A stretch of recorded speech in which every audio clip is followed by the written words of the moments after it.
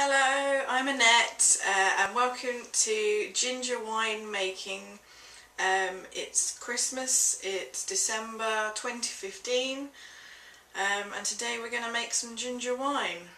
I'm going to go through the list of the ingredients, everything that you need, and then we're going to go through the process step by step.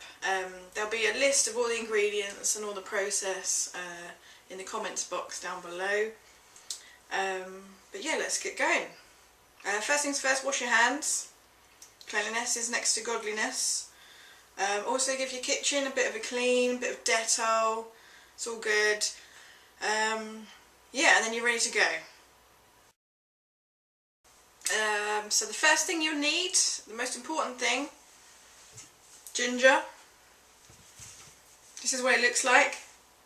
You can probably use some of the ginger essence that you can get in the supermarket, but this is the best thing to use. You probably need about 2 of these for this recipe. We're going to make about 5 litres, 4.5 to 5 litres of wine. So 2 of these will be enough. Second thing you'll need is lemons. 3 lemons should be enough. We're going to use the zest of the lemons, then we're going to use the juice of the lemons. You'll also need an orange. Again, we'll use the zest of the orange and some of the juice of the orange. That's the main ingredients. You'll also need some grape concentrate. You can get this online. I got this from Amazon. There's a few other websites you can get it from. I'll come to that a bit later. Grape concentrate, white grape, not red. That's kind of important.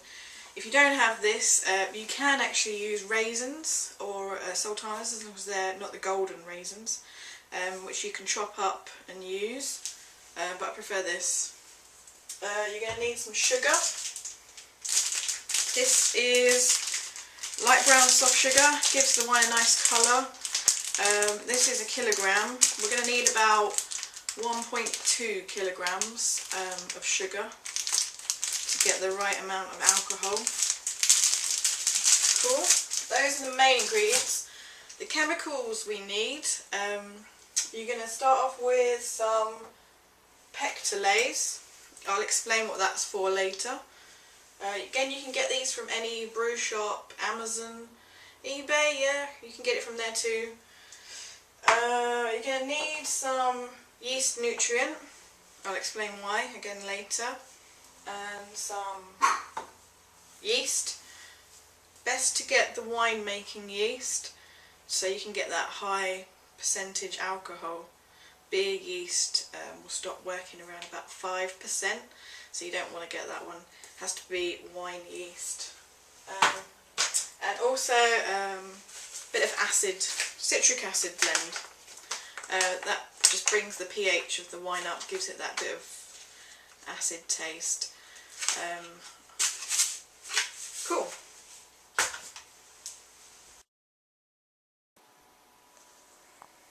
Okay, so the equipment that you're going to need, a saucepan, a pretty big saucepan.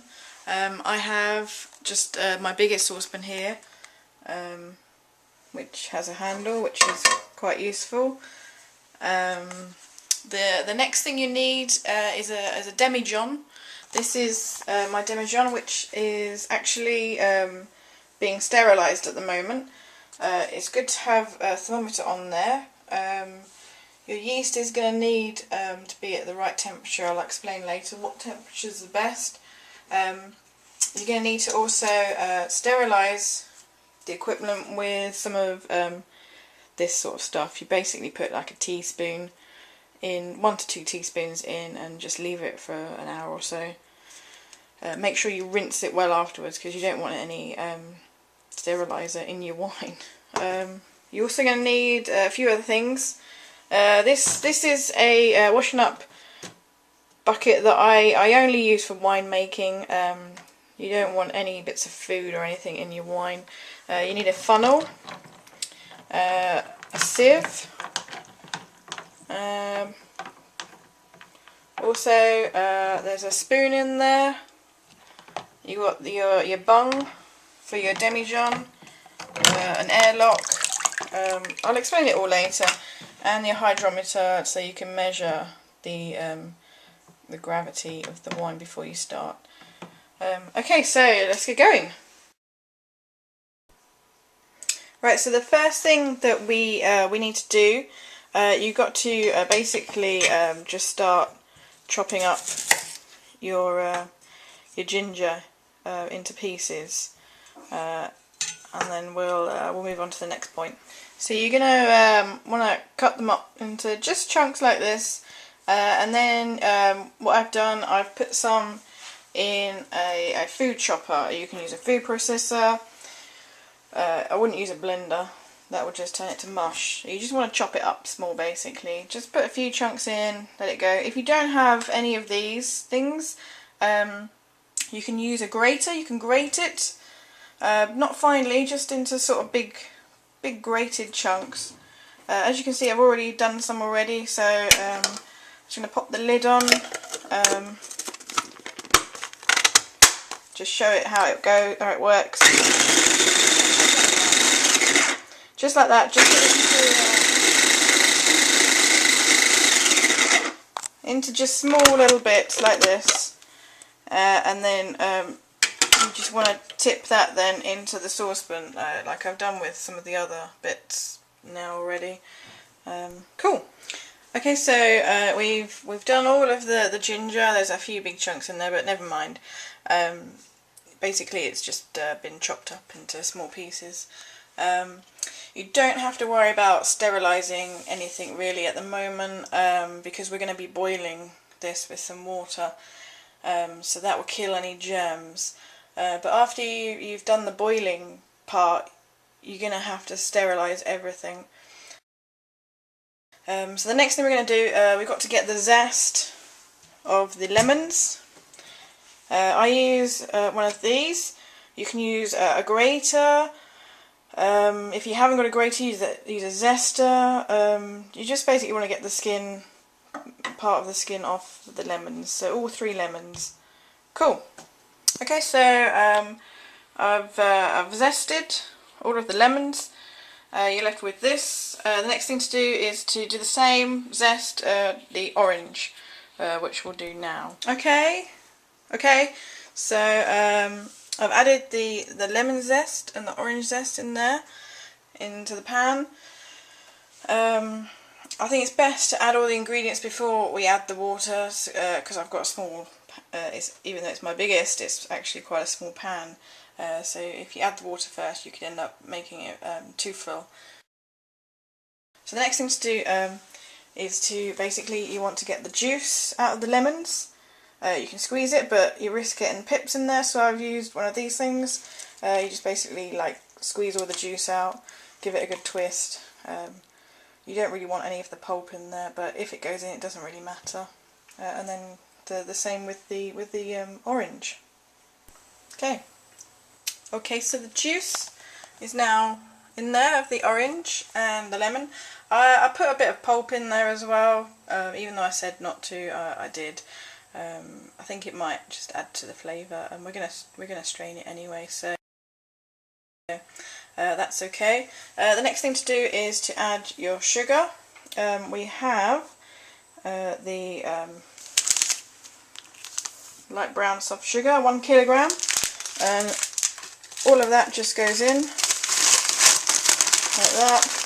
Don't worry if it looks like it's going to fill up the whole saucepan, because it's going to dissolve once we add some water. I did say 1.2, so I've got 0.2, basically 200 grams of just some golden caster sugar, or any old caster sugar actually, that goes in as well. Done. Next we need to add some water next. I mean, I live in the south of England, so the water that we have down here is very chalky. Got a lot of lime in it. So I actually prefer to use bottled water. I think it also gives the wine a nicer taste. So you're going to need probably around about 4 to 5 litres of bottled water. This is just Asda's own mineral water, so again lots of good stuff in there. So I'll add some of that to that, and then I'll show you what it looks like.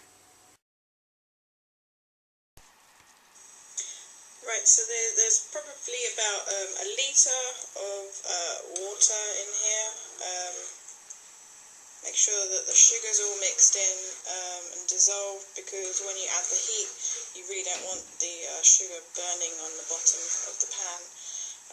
Best thing to do is to have it on a very low heat, just simmering away nicely. You don't really want to be boiling it, because there's a lot of sugar in there, and you don't want that to sort of stick to the bottom of the pan, because it is such a small pan. The next thing we need to add, the final ingredient, some would say the secret ingredient, just gives the wine, the ginger wine, a little bit of fieriness. If you've drunk ginger wine before, you know it gives you like a warm feeling as you drink, which comes from the ginger, but can also come from a bit of cayenne pepper. Some people put fresh chilies in. You can just put maybe 1/4 or 1/2 teaspoon of some cayenne pepper in there, or maybe some chili flakes, anything really, just to your own taste. I'm going to put probably 1/4 teaspoon in, just to give it that little bit of an edge, and then we'll put the heat on and let it simmer away. Okay, so while the ginger and the lemons and the orange and the cayenne pepper is simmering away with the sugar, we'll call it a mash. You know, that's something that brewers call the stuff that you get at the beginning of your fermentation process. So while the mash is simmering away, I'll tell you a little bit about the chemicals. The first thing that we're going to use is the Pectolase, or Pectolase, you see it called. Basically this pectin is something that is found in fruits. Basically it's what makes jam. So this stuff gets rid of it. We don't want it in our wine, because it will cause what's called pectin haze, which makes the wine cloudy. So we use some of that. I'll tell you how much at the next stage. You want to add the yeast nutrient as well, because this stuff, basically wine, yeast can only ferment to a certain percentage of alcohol before it dies. So this stuff just helps it get a little bit higher. Cool. Then you have the dried active yeast. This one's wine yeast. Wine yeast will it'll take the wine to between 10 and 15% with the nutrient. It gets it back up to about 15. After that it will die. The reason we use wine yeast is because other yeast, once it gets to about 5%, it'll die. So wine yeast is essential. There are other yeasts out there that can take it up to about 21, which is quite high. The reason we can't brew things into spirits is because the yeast will die at a high percentage, so you have to distill it basically, which is illegal in the UK, so we don't do that. Cool. And then the citric acid, as I said before, it just increases the acidity of the wine. There are different types of acid blend, but this one is citric acid, which is the one that the most popular one.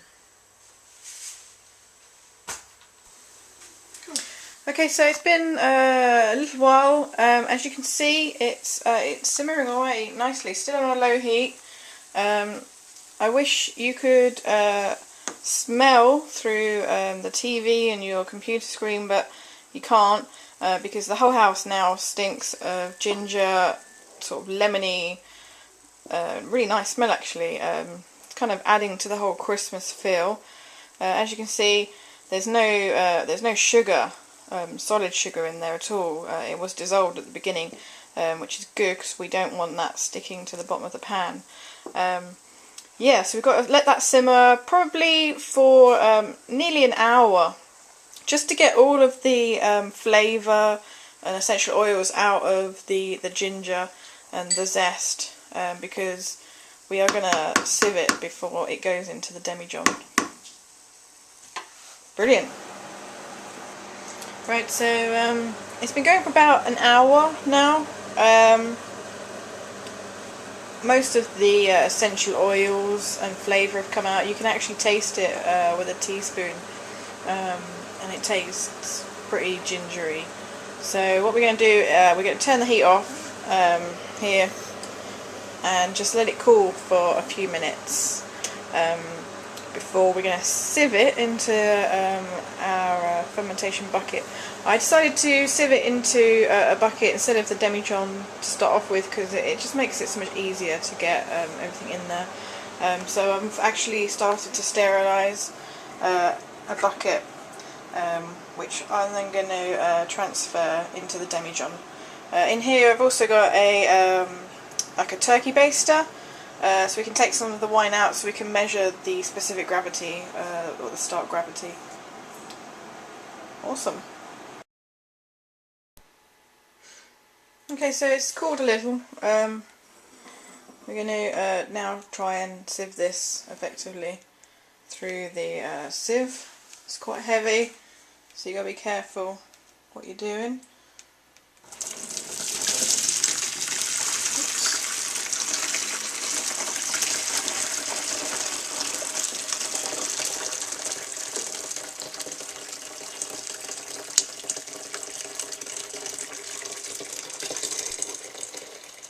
So the battery just ran out a little bit there, so I've just put new batteries in.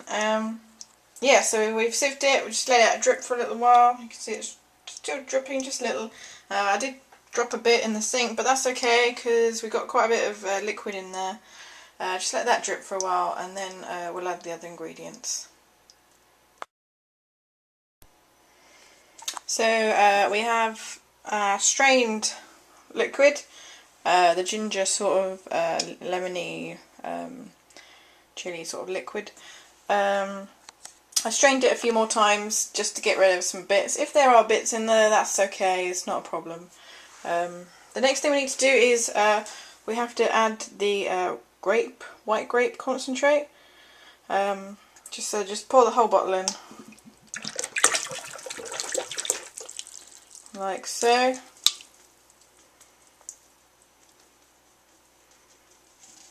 Done. And then we're going to add some more water. There is a thermometer on this bucket because we want to really bring the temperature to about 20. At the moment, well, it's off the scale at the moment because it is boiling. Oh, perhaps around about the 38 mark, 40 maybe. Purely because when we measure the specific gravity, we want it to be around about 20 when we measure it to get the best reading. There are charts and graphs online. If your temperature isn't at 20, you can adjust the reading, but 20 is the ideal. Okay, so we've got our juice with the water and the grape concentrate, and the temperature's come down quite a bit. So now we have to measure the specific gravity. To do that, I just put I use a turkey baster, or whatever you want to call it, to put some water, some of the mixture into a clear, ideally a measuring cylinder, which unfortunately I don't have. So I've used the jar that the hydrometer came in, and I've just taken the specific gravity. It's just here. Best thing to do is just push it down to the bottom, give it a twirl, give it a spin. My wine's come in, oh, it's a bit cloudy because of the condensation. It's come in at 1.1, which means the wine should ferment to probably over about 15%.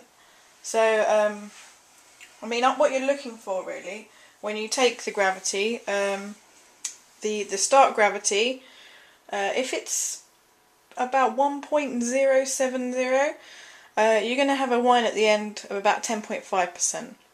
If you're looking at a 1.090, which is what I was aiming for, you're going to get about 13%. So this is actually just over 1.1. So it's going to be probably between 13 and 15%. I won't know till the end, so I'll take the final gravity, which hopefully will be dry. A dry sort of wine. You shouldn't really ferment it and then stop the fermentation process to make it sweet. You should take it down to dry and then add sweetener. So dry would be 0.990.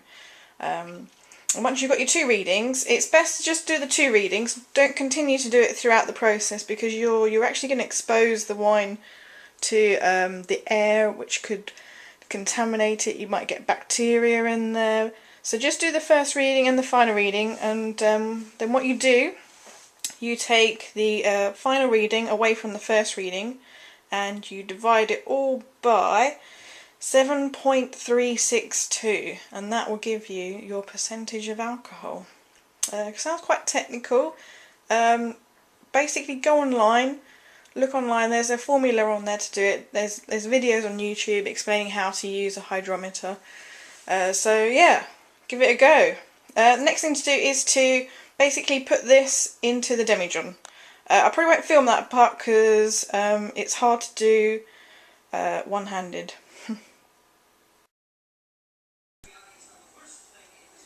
Okay, so we're ready to add the other ingredients now. The first thing is the citric acid. So you need a teaspoon of that.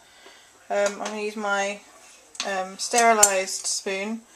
It's this one. From now on everything has to be sterilised. So we get a teaspoon of this. We're going to put it in. Got a bit on the side there, that's okay. We'll clean it off in a sec. And then the next thing to add is the Pectolase and yeast nutrient, and I'll do those. I won't film those because again it's hard to do with one hand. Okay, so I've got the Pectolase, the yeast nutrient and citric acid in there. Next you want to put the bung on like that, and we're going to shake it. Put a bit of tissue over there just to stop the liquid coming out and help release the gas. And I'll show you how to shake it. Okay, so you want to take your demijohn, put your finger over the hole with a bit of tissue and just give it a bit of shake. Just mix all those things up. The reason for the tissue is it stops the water, the liquid coming out, and helps release the gas come out, because you shouldn't really shake a demijohn because of the pressure inside. Okay, so we've got our bottle with all the ingredients shaken up. This is the yeast. It looks like, well, it looks weird and it pretty much stinks. So we want basically it's a teaspoon of everything. This is slightly bigger than a teaspoon, so it should be 1 level teaspoon. If you've got a measuring cups and measuring spoons, ideal, but you can just use a teaspoon from your cupboard. So we just add a teaspoon of this. You could put it into some liquid beforehand. Give it about like some lukewarm liquid and give it 10 minutes, see if it starts. But I'm just going to put it straight in like this.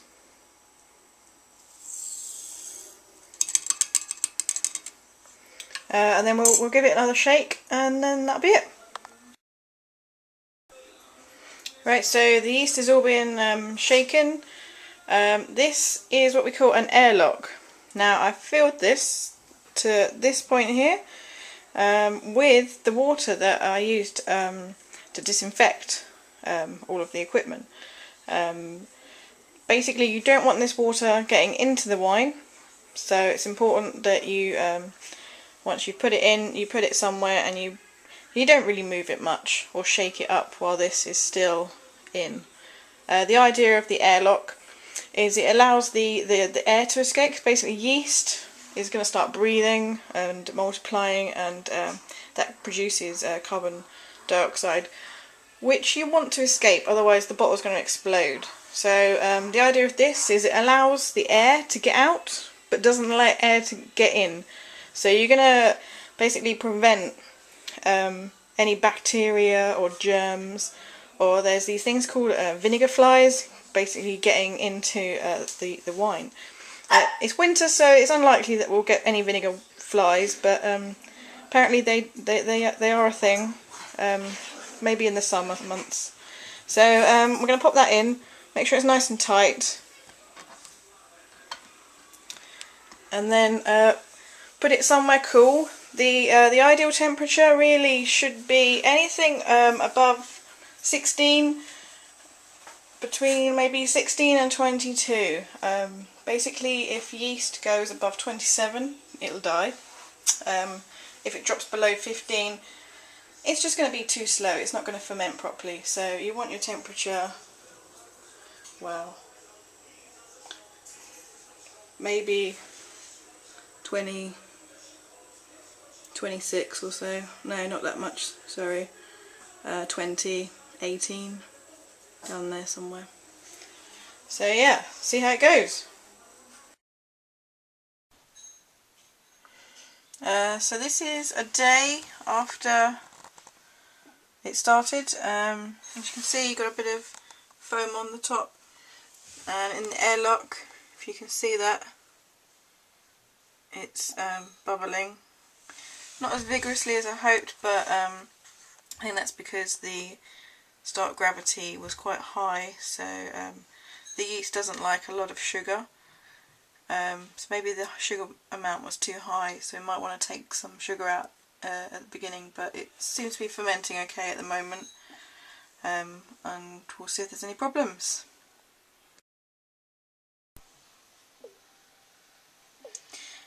As you can see, we've got quite vigorous fermentation now.